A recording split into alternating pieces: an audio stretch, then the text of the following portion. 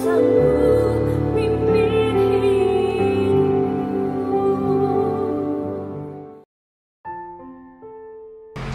dan salam sejahtera untuk kita semua.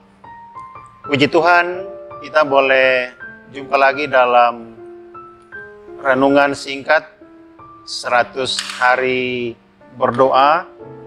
Dan di saat ini kita telah tiba di hari yang ke-70. Semua oleh karena berkat dan penyertaan Tuhan bagi kita semua. Nah, saudaraku yang Tuhan Yesus berkati, umat-umat Tuhan yang berada di rumah atau di mana saja, sebelum kita mempelajari firman Tuhan di saat ini, mari kita berdoa.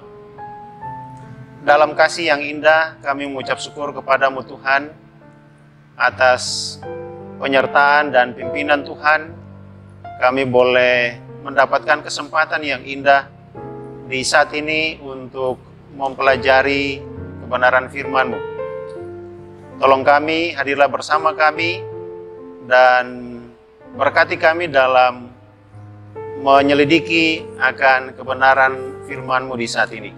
Dalam nama Tuhan Yesus kami berdoa. Amin. Di hari ke-70 ini, judul pekabaran firman Tuhan di saat ini adalah hukum kasih. Ayat penuntun kita terdapat di dalam Matius pasal 5 ayat 17 dan ayat yang ke-18. Bunyi firman Tuhan, "Janganlah kamu menyangka bahwa aku datang untuk meniadakan hukum Taurat atau kitab para nabi. Aku datang bukan untuk meniadakannya, melainkan untuk menggenapinya." Ayat yang ke-18, "Karena aku berkata kepadamu, sesungguhnya selama belum lenyap langit dan bumi ini, satu iota atau satu titik pun tidak akan ditiadakan dari hukum Taurat sebelum semuanya terjadi." Nah, saudaraku sekalian, hukum Taurat, hukum kasih masih tetap berlaku sampai dengan saat sekarang ini. Jangan pernah tergiur dengan kata orang bahwa hukum itu sudah tidak berlaku lagi. Hukum ini merupakan undang-undang kerajaan surga yang diberikan bagi saudara dan saya. Sehingga kita harus patuh kepada hukum itu. Kata firman Tuhan tadi bahwa satu titik pun tidak ditiadakan dari hukum itu. Itu berarti bahwa dia tetap masih berlaku dan sifatnya kekal. Judul ini merupakan satu judul yang mungkin familiar bagi saudara dan saya karena terkait dengan kehidupan kita sehari-hari. Nah, satu ketika orang Farisi datang kepada Yesus. Nah, lalu kemudian dia bertanya, "Guru, hukum manakah yang terutama dalam hukum Taurat?" Nah, pertanyaan ini, saudaraku yang kekasih, bukan untuk mendapatkan jawaban, tapi dengan intensi untuk semata-mata mencobai Yesus pada saat itu. Memang dari profesinya, kita sudah bisa menduga bahwa orang Farisi ini, dia tidak mungkin lupa kepada hukum. Kenapa? Karena dia adalah merupakan ahli dari hukum Taurat. Ya, ahli hukum Taurat. Ya, ahli berarti dia sudah menguasai. Kenapa dia harus tanya kepada Yesus lagi? Lalu kemudian apa tanggapan Yesus? Yesus katakan bahwa dia tidak pernah akan meniadakan hukum itu. Ya. Tidak terjebak Yesus dengan pertanyaan dari orang Farisi itu. Kenapa? Karena Yesus sudah membaca arah dari pertanyaan itu, lalu kemudian pikiran daripada si penanya tadi. Yesus sudah tahu. Yesus menjawab dengan leluasa. Dan pun juga jawaban itu merupakan jawaban yang bijaksana. Yesus katakan, kasihilah Tuhan Allahmu dengan segenap hatimu, dan dengan segenap jiwamu, dan dengan segenap akal budimu, dan kasihilah sesamamu manusia seperti dirimu sendiri. Yesus tahu hukum Taurat, dan ia datang untuk menggenapinya, bukan meniadakannya atau menghapusnya.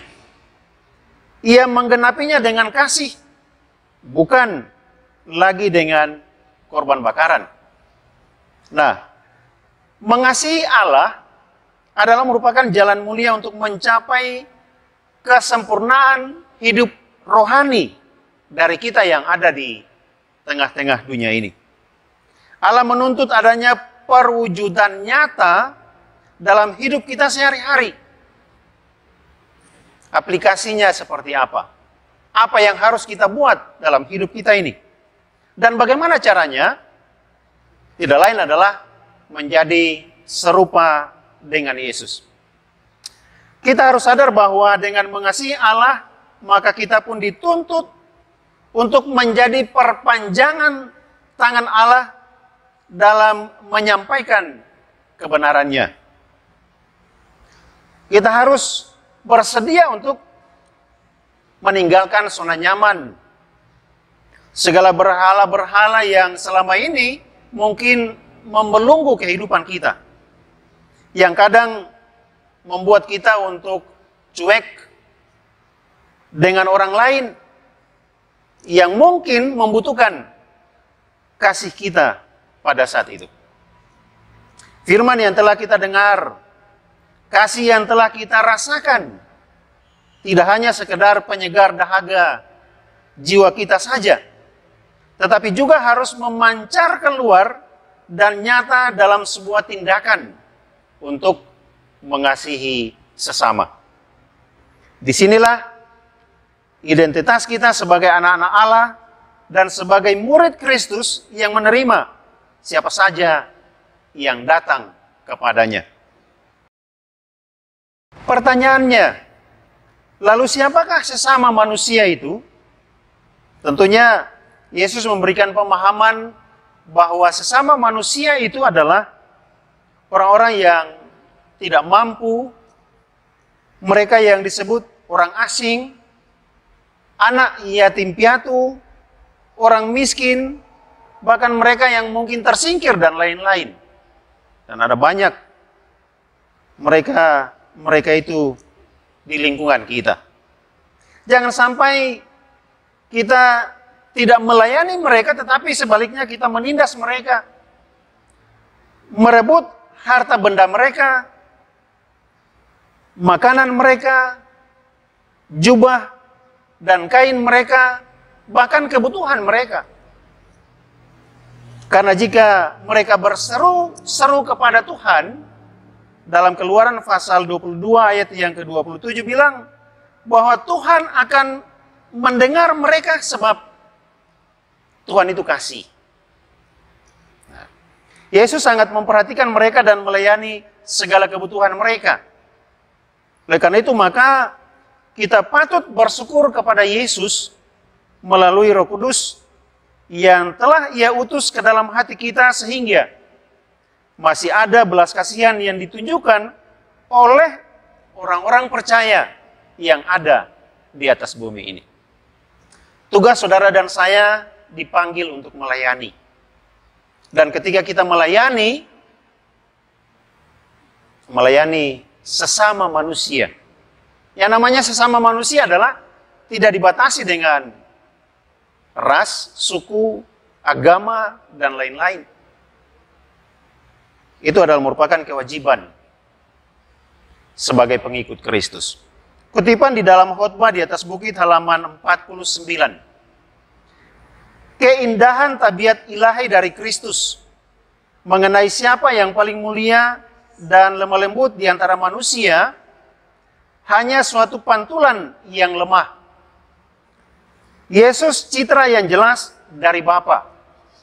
Penebus yang menyangkal diri sepanjang perjalanan hidupnya yang penuh kasih di atas dunia adalah satu gambaran hidup dari sifat hukum Allah. Di dalam kehidupannya dinyatakan bahwa kasih yang lahir dari surga, prinsip-prinsip yang menyerupai Kristus mendasari hukum-hukum kejujuran yang abadi.